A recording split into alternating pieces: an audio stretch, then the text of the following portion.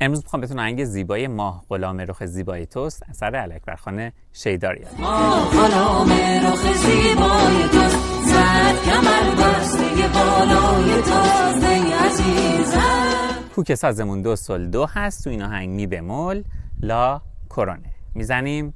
انگشت چهارمون رو میزنیم رو نوت فا، میزنیم فا فا می ره ره می فا می دو ره،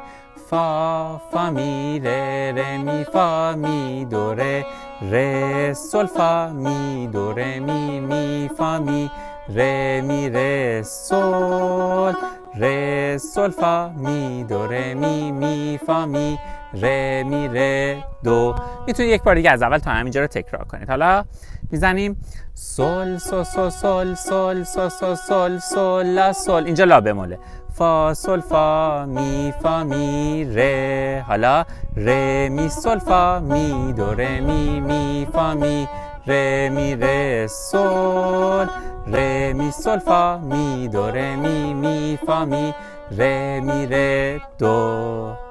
حالا انگشت که اونو میزنیم رو سل، میزنیم سل سل سل سل سل، اینو میتونی این شکلی هم بزنی سل سل سل سل لا سی سل، لا بمول سی بمول، فا میره دو،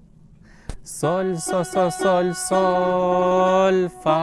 فا میره دو، ره می فا فا فا فا فا فا، ره می فا فا فا فا فا فا فا فا فا فا سل فا می فا می سل، ره می سل فا می دو ره می می فا می ره دو.